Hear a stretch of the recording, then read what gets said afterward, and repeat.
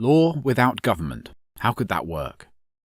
To explain it, I'll start with definitions and principles, then look at a practical example of how a crime is dealt with in a society with law but without government, then end by talking about how laws emerge through a market process in the absence of government, and what kind of laws we could expect from a society with law but without government. What is government? Government is defined as a territorial monopolist in the field of producing law. It is the sole provider of law, the ultimate decision-maker, arbitrator and wielder of force within a territory. As a monopoly, it maintains its position by using aggression, the use or threat of violence, to prevent competing providers of law from emerging. Government is the only organisation that uses the political means, that is, the widely accepted use of aggression to attain wealth. For example, the monopolist declares its own acts of theft to be legal, calling it taxation and enforcing compliance. Everyone else must attain wealth using the economic means, producing something of value to others and then engaging in voluntary acts of trade.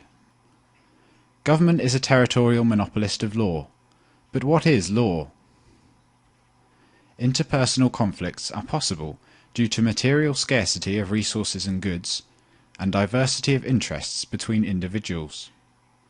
The potential for conflicts makes property rules and ownership rights necessary for social cooperation.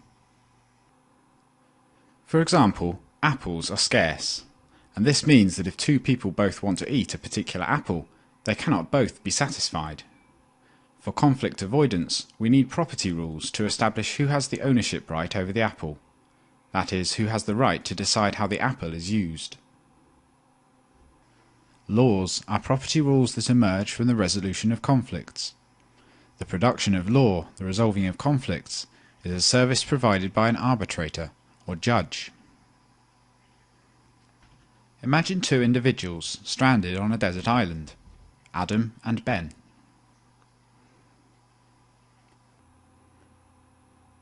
Adam picks a supply of apples, but then Ben comes along and takes an apple without Adam's consent. That's my apple, because I picked it. It's my apple, because it was on my tree.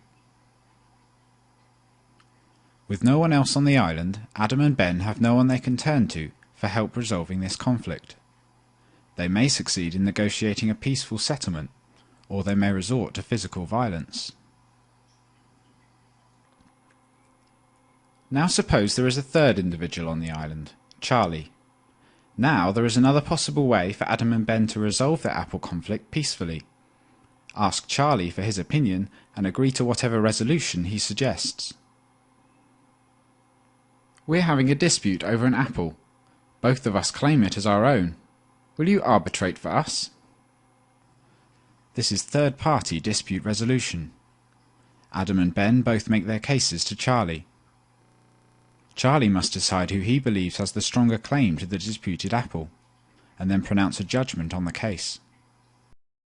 Charlie might decide Ben rightfully owns the tree, so Adam should give back the apples and apologise, and maybe make amends for his theft by giving Ben some compensation.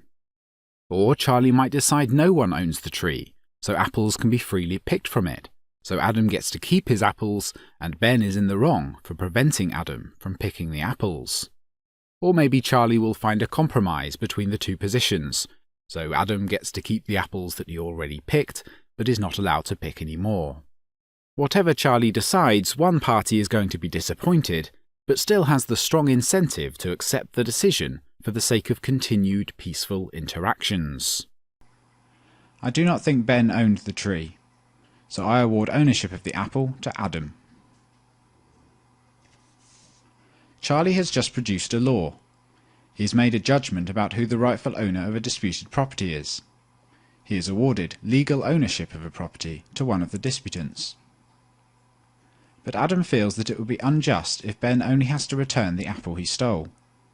Adam wants Ben to be punished and wants compensation for having his time wasted. He insists that Ben pay him 5 additional apples, and then he will consider the matter settled. Unable to resolve this dispute between themselves, They ask Charlie for his opinion. Charlie recognizes the need to compensate Adam for his lost time, and to punish Ben. His opinion is that a payment of 2 additional apples from Ben to Adam would be a just resolution to this conflict. Since the purpose of Adam and Ben turning to Charlie was to help them resolve the dispute peacefully, both men will agree to his decision. If one of them does not, then they are back to having to resolve the conflict between themselves, either peacefully or otherwise. By arbitrating on a conflict and helping to resolve it peacefully, Charlie has produced a law. Now suppose later Adam has a dispute with Charlie about some fish. If they cannot resolve it themselves, they may ask Ben for his opinion. The same process happens, so now Ben has produced a law about fish. And if Ben and Charlie ever get into a dispute, they could ask Adam to produce a law for them. There are multiple producers of law in this society. No single producer of law is in a privileged position. There is no ruler and no one is ruled. Everyone is of equal status with respect to the laws. What would a monopoly of the production of law look like on our island? I'll arbitrate for you. No, you are not allowed to arbitrate. I am the only one who can produce law on this island. My law is the law. The injustice of this arrangement would be immediately apparent to both Adam and Ben. But that would mean that you even get to be judge in disputes you are involved in. And you could do whatever you want, like steal from us and order us around, and call it legal. So when he gets into a dispute with Adam over some fish, he refuses to take it to Ben. Charlie says that he is the only person who produces laws on this island, so he is going to arbitrate on his own case. Unsurprisingly, Charlie makes a law that says he gets to keep the fish. That's right. I am the state. Charlie could only establish himself as ruler and maintain that position if he could somehow convince Adam and Ben that a ruler is necessary, and that with no ruler, anarchy, there would be chaos and disorder. If Charlie is able to maintain a monopoly of arbitration and ultimate decision-making, he would have put himself above the law, and Adam and Ben can no longer be considered free men. Let us do one more thought experiment on our desert island. But this time there are 11 people in the society. 2 of them have a dispute about some coconuts. They need a third party to help them. Now there are 9 people they can choose from. They could take their dispute to any of them. On what basis will they choose somebody? The most important requirement is that it must be someone impartial. There is no point taking a dispute to someone who is obviously going to favour one party over the other, like a family member. Other qualities would be that they have a reputation for being fair, honest, and wise. The disputants want a serious opinion that they can respect. As the population grows and the division of labour intensifies, some individuals who possess these qualities may find that they can make a living purely by providing third-party dispute resolution services. They will be professional arbitrators. They may create firms selling these services. Their customers will be disputants who need help resolving a conflict. Their income will depend on their reputation for making wise and fair decisions. These arbitrators and law providers are not rulers. None of them is in a privileged position. If someone has a dispute with an arbitrator, that dispute is taken to a different arbitrator. If one of the arbitrators started to abuse his position by ruling on a case involving himself or taking a bribe, his power is quickly checked by his competitors, the other arbitrators. Any of them would happily rehear the case and make an unbiased ruling on it. Once the wannabe tyrant arbitrator has been exposed, he loses his reputation and his livelihood. It is the best imaginable system of checks and balances on power. Now we move into part 2 of the video. We've discussed definitions and principles. Now we're going to leave the desert island and consider the real, modern, complex world. Whenever an industry has been under the control of a monopoly for a long time, it becomes hard to imagine how it could be done differently by freely competing firms. We currently live in a world of governments, monopolists of law, out-of-control arbitrators making laws in conflicts involving themselves. The principles we discussed of equality under the law and competition between providers may all sound good, and it may work on a small scale, but what would that be like in practice, in the real world? To explain it, I'm going to take the perspective of an ordinary person living in a hypothetical world with laws but without government. This is Alice. Alice lives in a free society, where security and law are provided not by a government, but by competing firms. Like most people, Alice demands to feel secure in her person and property. She does not want anyone to aggress against her. Alice also demands that if someone does commit aggression against her, she will have the means to bring the aggressor to justice and receive compensation for her losses. A number of competing firms exist to try and satisfy these consumer demands. The firm Alice subscribes to, Dawn Defense, has a good reputation for preventing crime and for obtaining justice when crimes do take place. Alice pays her security bill monthly, the same way she pays for her electricity and telephone services. She is on a standard package, which suits her budget and her lifestyle choices. She has chosen an insurance option, so that if someone steals from her, she is guaranteed quick compensation. In return, if Alice ever becomes a victim of a crime, all she needs to do is contact Dawn Defense for assistance. Alice has chosen Dawn Defense because they are a reputable provider of these services. They are known to respond very quickly in emergencies, to take care of their customers in difficult circumstances, to pay out quickly and generously when one of their customers becomes a victim of a crime, and to effectively pursue justice on behalf of their customers. These companies suffer financially when one of their customers is a victim of a crime. They have a strong incentive to identify and catch the criminal, to satisfy demands for justice, and to recover their cost of having to pay compensation to Alice. One evening while walking home, Alice becomes a victim of aggression when she is mugged at gunpoint. At the earliest opportunity, Alice calls the emergency service number and is put through to Dawn Defense Emergency Response Centre. They quickly dispatch agents to her location. Unfortunately, by the time their agents arrive on the scene, the mugger is long gone. The agents examine the crime scene and gather witness statements and any evidence that might help them identify and locate the mugger. As specified in their contract, Dawn Defense pays Alice compensation for her losses, enough to cover the possessions taken from her and a good deal more for her time, trouble and distress. Alice's part in this story is now over.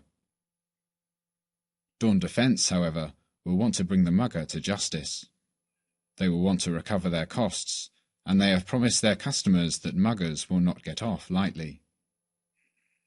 After doing some detective work, Dawn Defense identifies with reasonable confidence Bill as the aggressor. They locate him and issue him with a written demand that he pays them $10,000 as a punishment for the crime he committed against Alice. Bill has two choices.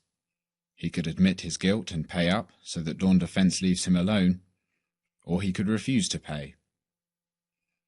Bill refuses to pay, claiming he is innocent. Dawn Defense will not want to have a reputation for harassing or using force against innocent people, so it will listen to his case. After hearing his case, if they remain convinced of his guilt, they will insist on payment, threatening to use force against him if necessary. Bill now faces the same two choices. If he still refuses to pay, Dawn Defense will send armed men round to his house to enforce their punishment. What if Bill has his own security? After receiving the first letter from Dawn Defense, Bill calls Tanner Justice, the security agency he subscribes to. He tells them he is completely innocent, and that he is being unjustly threatened with force by Dawn Defense. Tanner Justice calls Dawn Defense immediately to discuss the accusation of mugging. They insist on seeing some evidence. They conduct their own investigation. After their investigation, they might agree with Dawn Defense that Bill is guilty. In this case, they order Bill to accept his punishment and will not protect him from any force that Dawn Defense uses against him. Or they might reach the opposite conclusion, that Bill is innocent. In this case, they'll stand by their client and consider the threats made by Dawn Defense to be aggressive. The two firms just cannot agree about what events took place. So what happens now? Do they fight it out? Such a war would be costly for both sides, and they would suffer reputational damage. Security firms that resort to war soon find themselves bankrupt, as consumers switch to their cheaper and more peaceful competitors. Dawn Defense and Tanner Justice have every incentive to find some peaceful way to resolve the conflict. Since they cannot reach agreement about what happened, the two firms agree to pay for an independent arbitrator to look at the case, and agree to be bound by that arbitrator's decision. Since both firms are large and well established, they have a prior agreement about which firm to go to in such cases. Their chosen arbitrator, Benson Enterprises, is a firm that specializes in resolving such disagreements between security firms. Benson's examine the evidence presented by the two sides and listen to their arguments.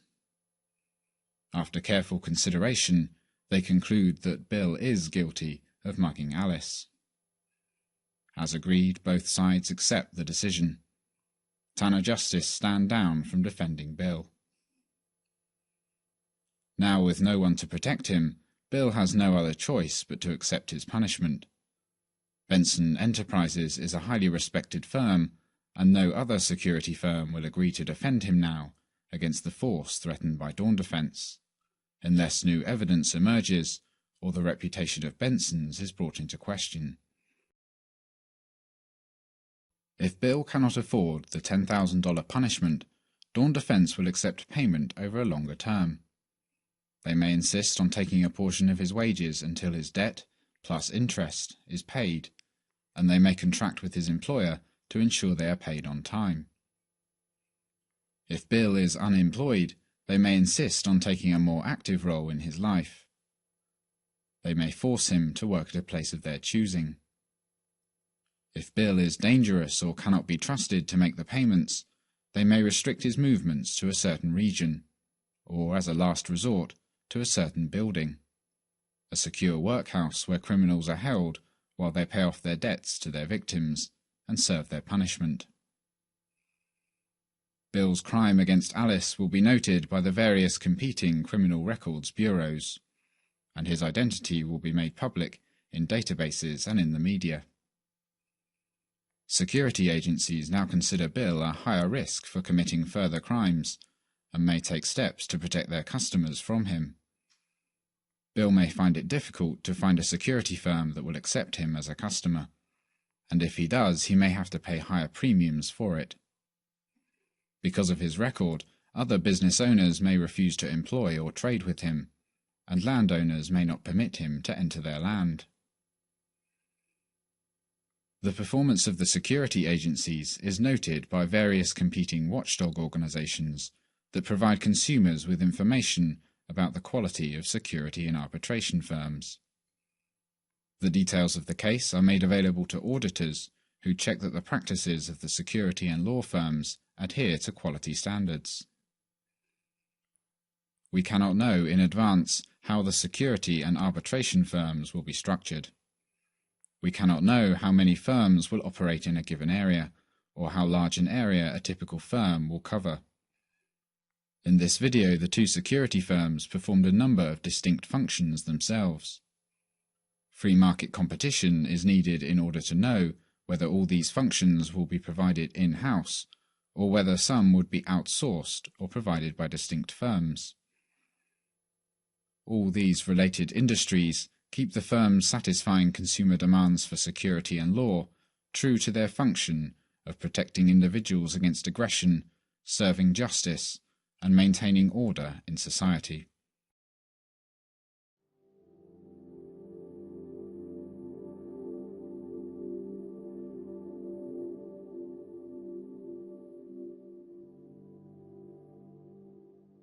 Now we're going to part 3 of this video, where I'll go more in depth on the market process of how laws emerge in a stateless society, the economics of the law industry, the mechanism by which consumer demands for laws will be translated into the laws that are provided by the protection agencies. I'll consider disagreements between security firms about what punishments are to be used, and disagreements about what constitutes a crime. I'll go on to consider what laws and punishments we can expect to be produced by arbitration firms operating in a free market in law.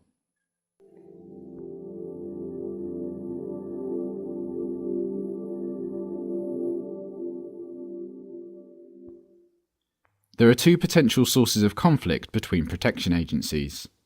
We previously looked at a conflict about circumstances. When a client of Dawn Defense accused a client of Tanner Justice of mugging, the 2 agencies could not agree about what events had actually taken place between their clients. They hired a mutually agreed upon arbitration firm to peacefully settle this disagreement about facts. There was no disagreement about principles. Dawn Defense insisted on punishing Bill with a fine of $10,000, and Tanner Justice had no objection about the suitability of this punishment. But what if they did object? Suppose Tanner Justice felt that Bill should only be fined $5,000. How are the 2 firms going to resolve this conflict? Both firms will want to avoid war, because war is expensive and their customers are free to desert them and subscribe to their cheaper and more peaceful competitors. Instead of violence, they will negotiate with each other to reach a peaceful settlement. Whether they settle on $5,000 or $10,000, or compromise at something in between, will depend on their respective bargaining power. And this bargaining power depends ultimately on the consumers.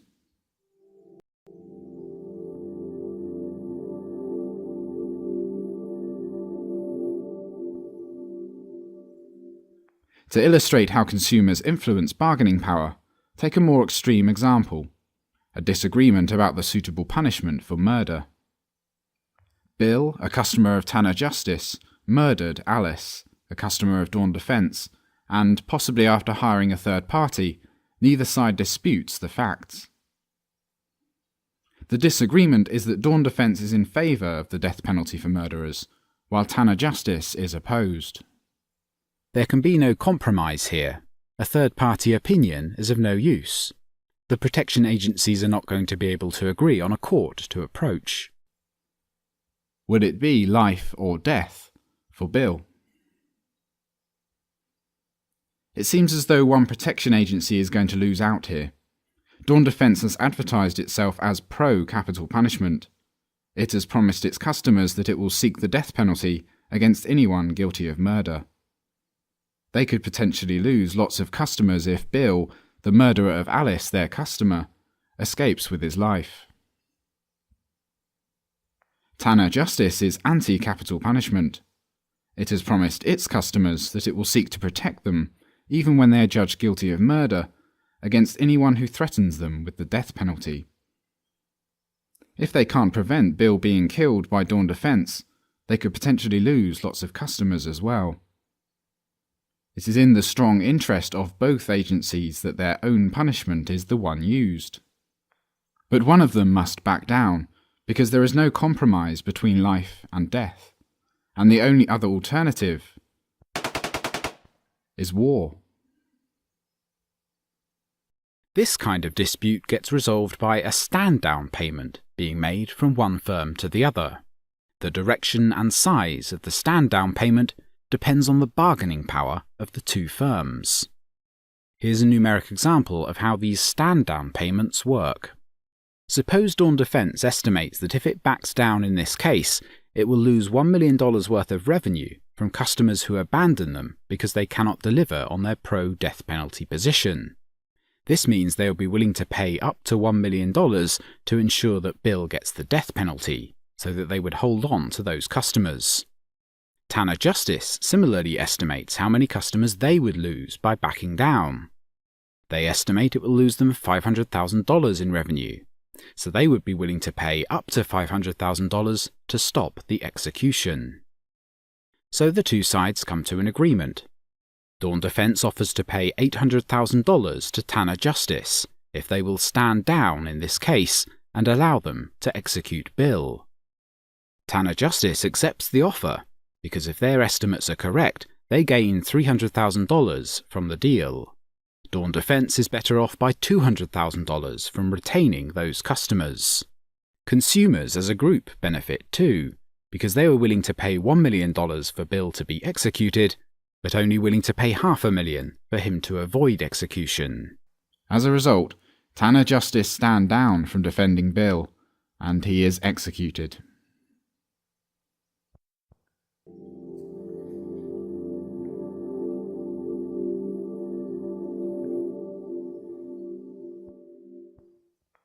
We have looked at a conflict about principles, where there is a fundamental disagreement about what punishment is suitable. The conflict was resolved when a payment was made from one firm to another so that their punishment would be the one used in the case. The direction of the payment was determined by the bargaining power of the two firms, and ultimately by consumer preferences.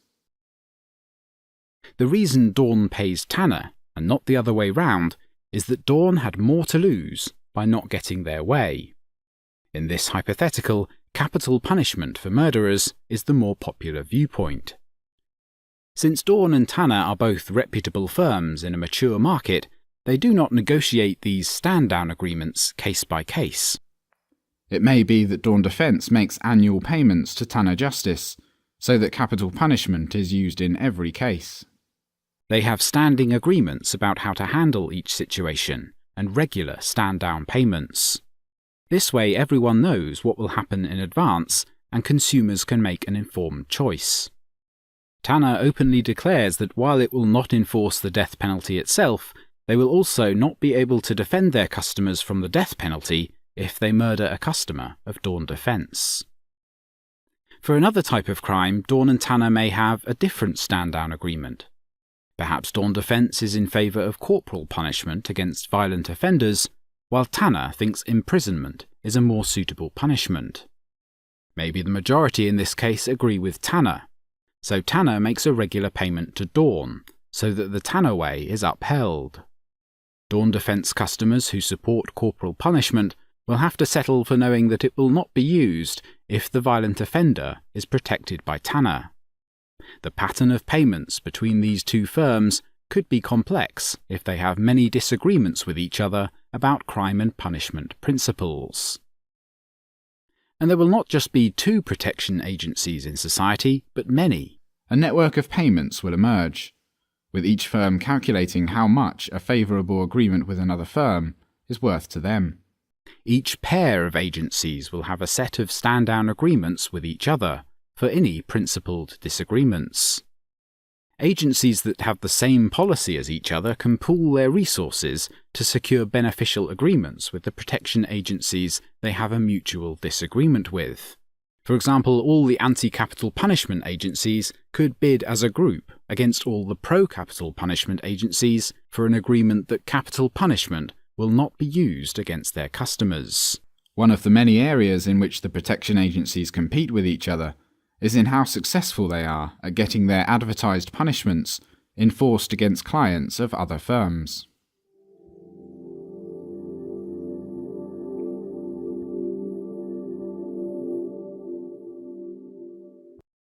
So this is how consumer demand for laws ultimately determines the laws enforced in a stateless society. It is a market process, the products of which are superior to products of the political process. So we can expect laws that emerge from this market process to be superior to laws produced by governments. We can make predictions about what would be illegal in a stateless society by asking, are people going to be willing to pay for that law to be enforced? A drug or gun prohibition law may sound appealing when the costs are spread across all taxpayers, but will be less so when the costs are borne only by the individuals who choose to pay for it.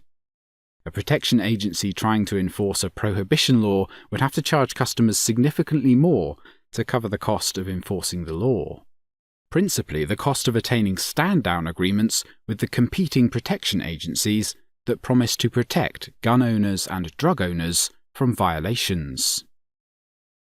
My prediction is that most people will consider only libertarian laws to be good value for money in the marketplace for laws. This is how law without government will tend towards libertarianism.